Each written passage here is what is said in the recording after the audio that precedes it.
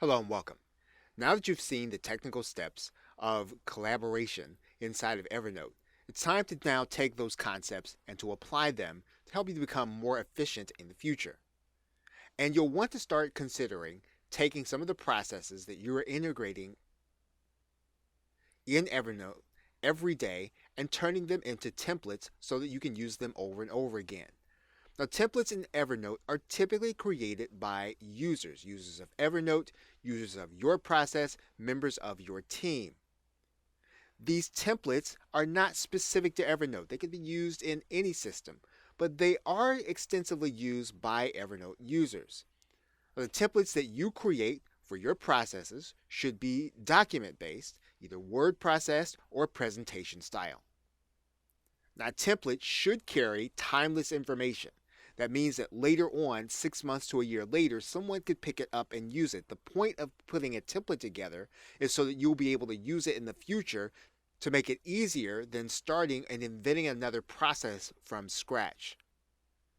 And the idea should be team specific. What process in your team depends on a routine executed by the team or its members? The question is, what routine process could you pass on and outsource as a team? What is it that you're doing that someone else could be doing later in the future?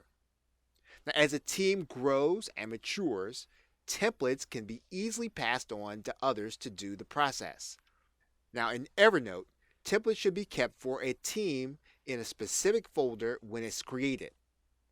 Now, another way to think about these templates is that you are documenting tedious processes that depend on all of the steps being followed correctly. A template is simple for any team member to work on and be fairly consistent to what the team has already been used to. And yet, another way to think about creation of templates is to pass on some of the knowledge to the team and to keep it archived, even if those team members go away or they choose to become part of another team. The templates stay resident within the business notebooks and therefore become the team's knowledge. Okay, so with that, thanks, and I will see you in another video.